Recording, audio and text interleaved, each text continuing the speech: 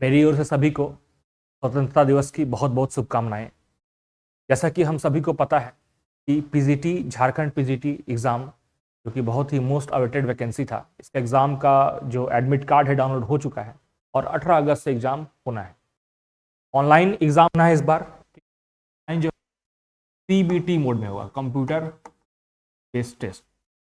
और झारखंड में ये कंप्यूटर बेस्ड टेस्ट पीजीटी के लिए ये सेकेंड एग्ज़ाम है। इसी सिलेबस में 2018 में एग्ज़ाम हो चुका था फर्स्ट टाइम। तो मेरे बहुत सारे मित्र हैं, साथी हैं, फ्रेंड हैं जो मुझे फ़ोन करके संपर्क किए और मुझे बोले कि स्पेशली मैथ्स वाले, ठीक है, मैथ्स वाले ने मुझे संपर्क किया और बोला कि सर टाइम मैनेज नहीं हो पा रहा है। ठीक है, तो आज का क्लास जो है उन लोगों के लिए है जो एग्ज़ाम में टाइम मैनेज नहीं कर पा रहे हैं। ठीक है ना, 3 घंटा है टाइम है 3 आवर्स, जो कि सभी के लिए है। ठीक है, लेकिन इन 3 घंटा में हम अपना बेस्ट कैसे दें। प्रिपरेशन करना तो अपने हाथ में है, सबका अपना प्रिपरेशन ऑलमोस्ट हो चुका है। तो बहुत पीछे होंगे तो कोई बहुत आगे होंगे। मेरा मकसद है आज की वीडियो बनाने का कि आपका जो प्रिपरेशन है उसमें आप बेस्ट कैसे दें। ठीक है, जैसे एक एग्जाम्पल के लिए आप अगर एक एग्जाम्पल मैं लूं, लाइव एग्जाम्पल, तो आप देखिएगा एक पत्थर जिसको लोहार कभी तोड़ता है, तो आप ध्यान दीजिएगा कि जो पत्थर हमें बहुत मुश्किल लगता है तोड़ने में, लोहार उसको बहुत आसानी से कुछ ट्रिक्स का यूज करके बहुत आसानी से उसको ब्रेक करके उसका बढ़िया शेप का पत्थर फॉर्म बना देता है। ऐसा वो कैसे कर पाता है? ठीक है, क्योंकि उसके पास भी एनर्जी उतना ही है जितना बाकी लोगों के पास है। ऐसा नहीं वो कोई सुपरमैन है। ठीक है, लेकिन वो पत्थर को इतनी अच्छे से समझ चुका होता है, उसके बारीकियों को इतने बढ़िया से, उसके प्रॉपर्टीज को जानता है कि वो अपना कम से कम एफर्ट लगा के, कम से कम एनर्जी लगा करके वो अधिक से अधिक जो है अपना उससे बेस्ट दे पाता है। हमको भी यहां पर वही करना है।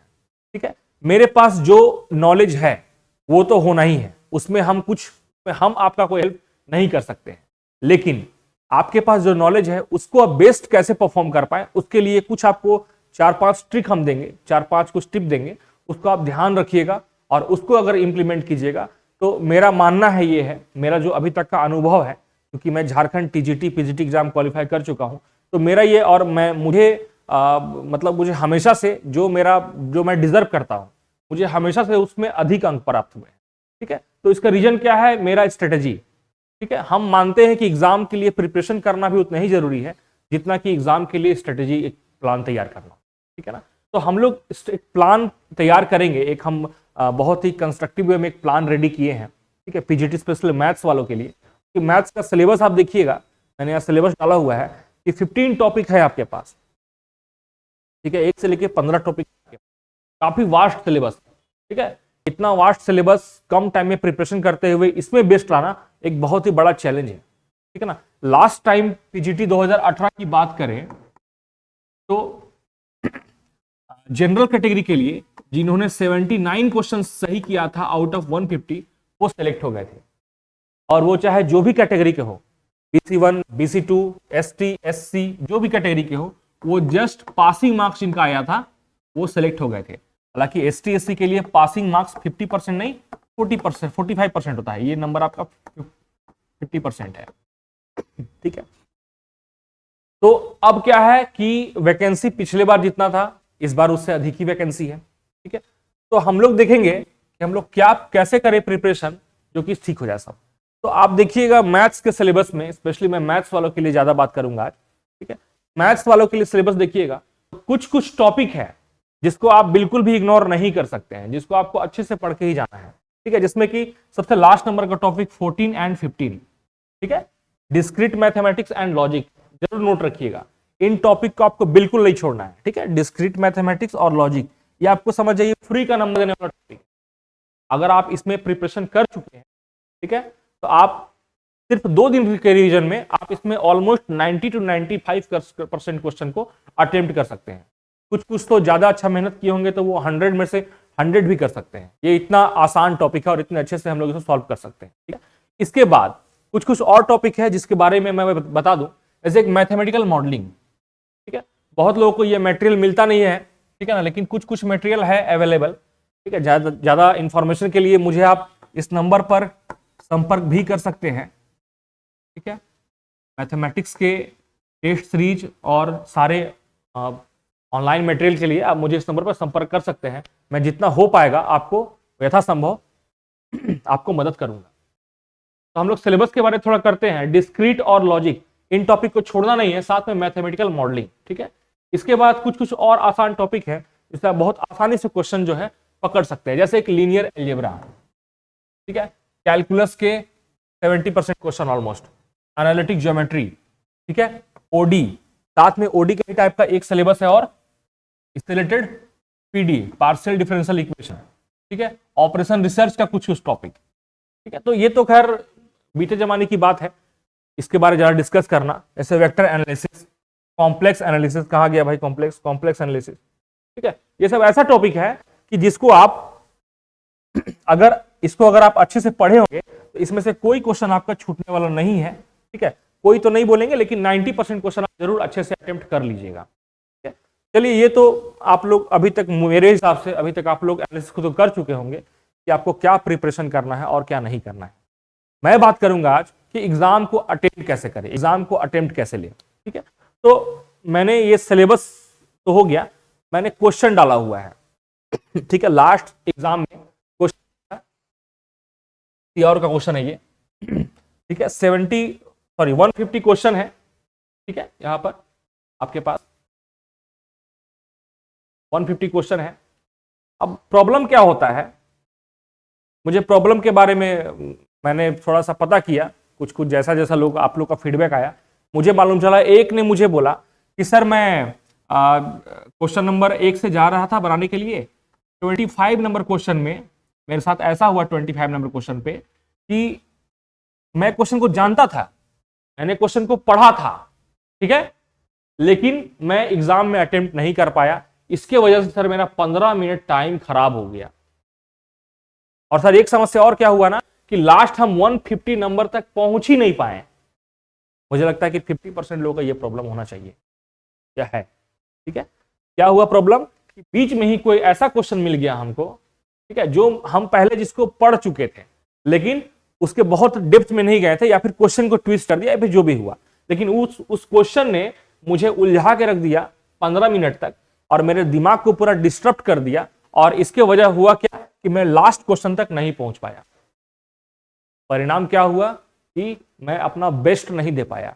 ऐसे बहुत सारे क्वेश्चंस थे जिसको मैं जान के भी अटेम्प्ट नहीं ले पाया, जानते हुए भी। रिजल्ट क्या हुआ, हम फेल हो गए, ठीक है। ये पहला प्रॉब्लम, जो कि सबसे बड़ा क्वेश्चन है। यहां प्रॉब्लम क्या हुआ, कि आपको क्वेश्चन में फंसना नहीं है और लास्ट तक पहुंचना है। इसका एक रामबाण इलाज बता रहे हैं, ठीक है, ब्रह्मास्त्र बता रहे हैं, ध्यान रखिएगा मैं जो बोलने जा रहा हूं। सबसे पहले ना करना क्या है, कि हमको 3 पार्ट में अपने क्वेश्चन को अटेम्प्ट लेना है, ठीक है। 3 पार्ट में, ध्यान रखिएगा, first part, second part, third part, ठीक है। फर्स्ट पार्ट में क्या करना है, सबसे पहले मुझे 1 नंबर से स्टार्ट करना है और 150 नंबर तक एक बार पूरे क्वेश्चंस को देखना है, 1 से लेके 50 तक। इसमें आपको टाइम लगने वाले हैं ऑलमोस्ट 30 मिनट अप्रोक्स बता रहा हूं मैं, ये पर्सन टू पर्सन, स्टूडेंट में वेरी भी कर सकता है, ठीक है। 1 से लेके 150 नंबर तक क्वेश्चन मैं एक बार देख लूंगा, स्टार्टिंग से लेके पूरे एंड तक। अब उसमें क्या होगा, ऐसे बहुत सारे क्वेश्चन होंगे जिसको मुझे पता है कि सिर्फ 1 मिनट या कुछ सेकेंड, या फिर ये मैंने पढ़ चुका था, मुझे इसका आंसर याद है। तो 20 से 25 क्वेश्चन ऑलमोस्ट ऐसे जरूर होंगे जिसको मैं पहले से जानता था और मैं उसे टिक मार दिया, ठीक है। देखिए क्या हुआ, इससे फायदा क्या हुआ। एग्जाम जो होता है ना, एक साइकोलॉजी का खेल होता है, ठीक है। आपने आधे घंटे में 20 से 25 क्वेश्चन, बहुत लोग 30 से 35 क्वेश्चन जिनका बढ़िया प्रिपरेशन है, मैं एक एवरेज बच्चे की बात कर रहा हूं, ठीक है। 20 से 25 क्वेश्चन 30 मिनट में आपने बना दिया। हुआ क्या, आपका मेंटल से एक प्रेशर रिलीज हो गया एग्जाम में, ठीक है ना। हम लोग नहीं बोलते हैं कि प्रेशर में लोग बहुत ही जरूरी नहीं है। प्रेशर में क्या होता है ना, अच्छा खिलाड़ी भी क्या होता है, जल्दी अपना विकेट गंवा बैठता है, वही करते हैं आप लोग भी। प्रेशर दिमाग में जहां आएगा, आप जानते हुए चीज को भी नहीं कर पाइएगा। सॉल्यूशन क्या है, पहले एग्जाम हॉल से अपने माइंड के अंदर में प्रेशर मत आने दीजिए। जो जान रहा है, जो मैं जान रहा हूं उसे मैं टिक मारूंगा, और जो मैं नहीं जान रहा हूं मैं सीधे स्किप करके आगे बढ़ जाऊंगा। और 1 से लेकर 150 तक मुझे पहुंचना है, ताकि ये अफसोस ना रहे कि ये क्वेश्चन जानते हुए मैं नहीं बना पाया, इतना आसान क्वेश्चन था, अगर मैं यहां पहुंच गया होता तो बना लेता। ठीक है, बहुत लोगों को वीडियो बोर लग रहा होगा, लेकिन थोड़ा सा अगर आप इस समस्या से जूझ रहे होंगे, आपके लिए बहुत ही एक रामबाण चीज है, इसको आप जरूर फॉलो कीजिएगा। एक बार जरूर 1 से लेकर 150 तक पहुंचिएगा आधे घंटे के समय में, और 20-25 क्वेश्चन जो बहुत आसान बनने वाले हैं उसको आप टिक मार दीजिएगा। ठीक है, ये हो गया मेरा फर्स्ट राउंड। सेकेंड राउंड में क्या करना है, अब मैंने देख चुका है कि क्वेश्चन कैसे आए हैं, आधा घंटा मैंने समय दिया है, मैंने देख चुका है कि क्वेश्चन कैसे आए हैं। अब मुझे क्या करना है, मैं फिर से 1 नंबर से आऊंगा, स्टार्ट करूंगा, और फिर से 150 तक मुझे पहुंचना है। अब क्या करना है, ठीक है, देखिए बढ़िया चीज क्या है ना कि आपके पास ऑनलाइन क्वेश्चन रहेगा कंप्यूटर में, आपको पता रहेगा आपने कौन क्वेश्चन बनाया है, कौन क्वेश्चन नहीं बनाया है। यार वो तो ऑफलाइन में भी मिलेगा। ठीक है, तो 1 से लेकर 150 तक फिर से मुझे पहुंचना है। अब क्या करना है, जो क्वेश्चन मैंने पढ़ चुका है, मैंने तैयारी जिस क्वेश्चन की है, ठीक है, उस क्वेश्चन को मैं बनाना स्टार्ट करूंगा 1 नंबर से और पूरे 150 तक। मुझे उम्मीद है कि आपको ऑलमोस्ट 1.5 आवर इसमें जाएंगे, और इसमें आप जरूर जो है 35 क्वेश्चन ऑलमोस्ट आप इसमें बना लीजिएगा। ठीक है, मैं फिर से बोल रहा हूं, 1 से लेकर 150 तक जाने में सेकेंड राउंड में आपको 1.5 घंटा लगेगा।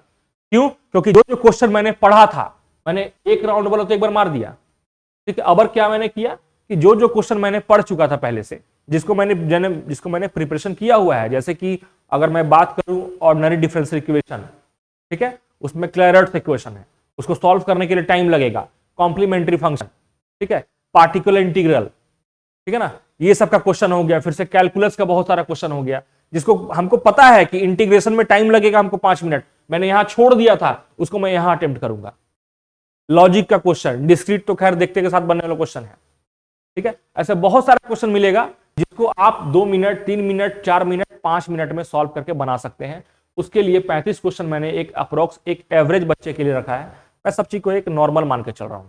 ठीक है, एग्जाम का जो क्वेश्चन का जो लेवल है उसे मैं एवरेज मान रहा हूं, एक बच्चे का जो लेवल है उसे एवरेज मान रहा हूं। मैं बहुत नीचे और ऊपर सेगमेंट को लेकर नहीं चल।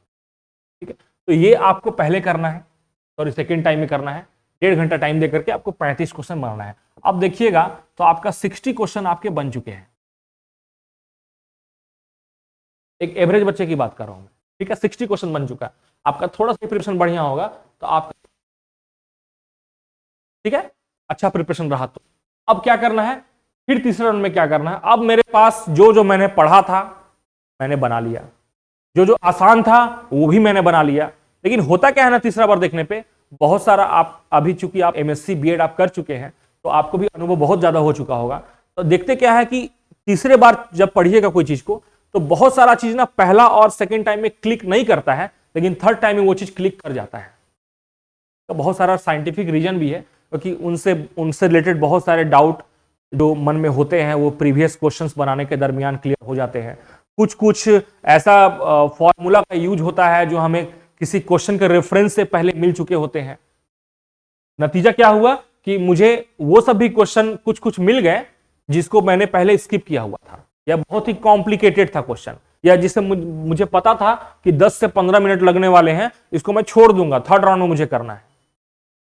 ठीक है, तो अब क्या करेंगे, थर्ड राउंड में हम लोग क्या क्वेश्चन करेंगे, कॉम्प्लिकेटेड क्वेश्चन को। ठीक है ना, कॉम्प्लिकेटेड क्वेश्चन में क्या रहेगा, जितने भी क्वेश्चन है 1 से लेके 150 तक, जिन क्वेश्चंस को मैंने छोड़ा है, ठीक है, उन्हें अगर मैं जानता हूं तो टिक मारना है, और अगर नहीं जानता हूं मैं तो कोशिश पहले करना है ऑप्शंस को एलिमिनेट करने का। ठीक है ना, मतलब कि 4 ऑप्शन अगर मेरे पास वहां पे हैं, अगर क्या रहेंगे 4 ऑप्शन, तो क्या मैं इसमें 2 ऑप्शंस क्या एलिमिनेट कर सकता हूं?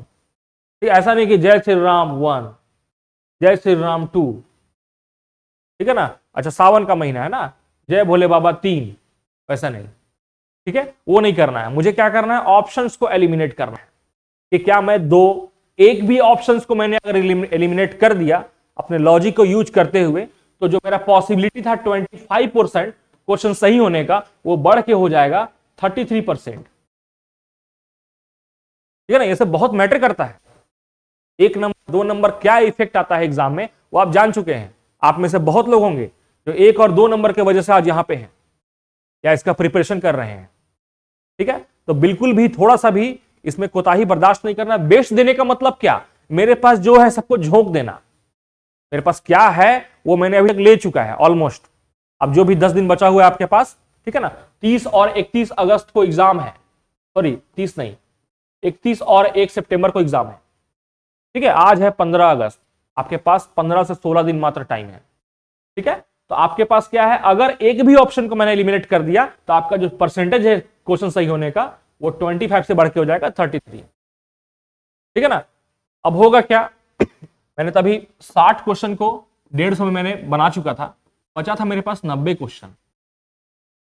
90 क्वेश्चन में क्या है ना, इस तरह से करके आप 15 क्वेश्चन जरूर बना लीजिएगा, जो कॉम्प्लिकेटेड था, ठीक है ना। चलिए 15 नहीं, हम मानते हैं 10 ही क्वेश्चन बना लिए हम लोग, तो 10 और यहां पे 60 कितना हो गया, 70 हो गया, मतलब 70 क्वेश्चन आपका यहां पर सही हो गया है, ठीक है। अब बचा कितना, इसमें -10 किए तो अब बचा मेरे पास 80 क्वेश्चन।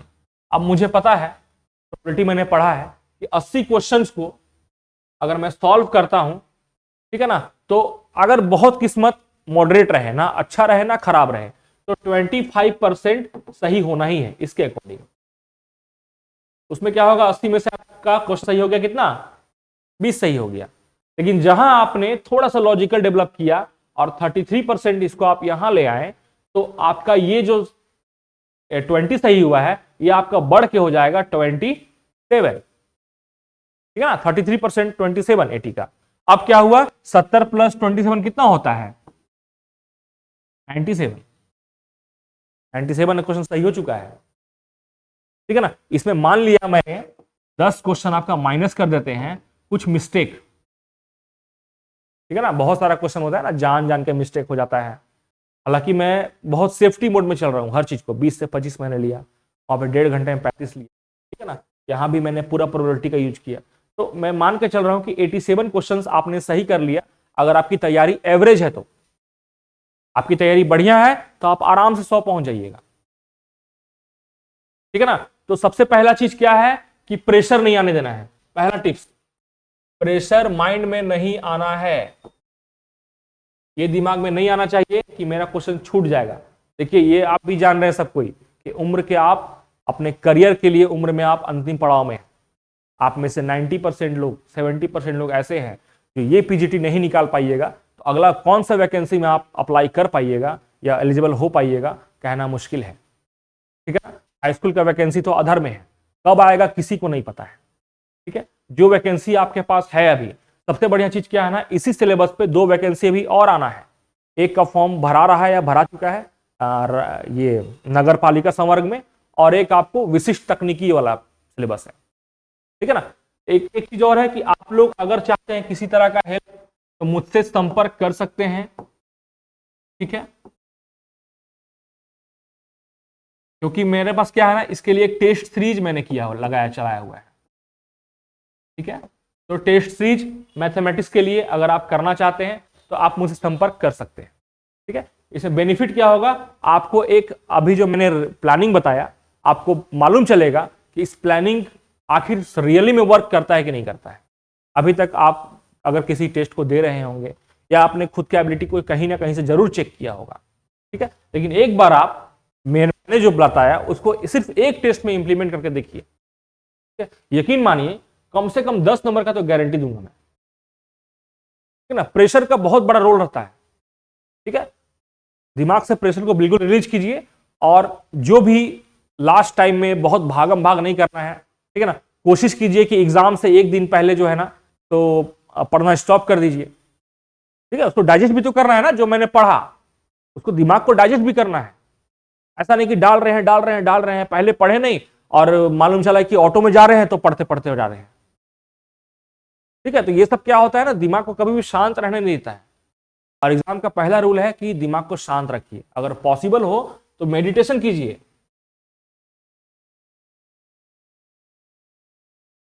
ध्यान लगाइए, ठीक है। एग्जाम हॉल में पहुंच जाइए, आधा घंटा पहले वहीं ध्यान लगाने लग जाइए। दिमाग को किसी भी तरह से हमको शांत रखना है, शांत दिमाग ज्यादा इफेक्टिवली काम करता है, ठीक है ना। चलिए हम बहुत ज्यादा इस पे आप लोग का टाइम वेस्ट नहीं करेंगे, ठीक है।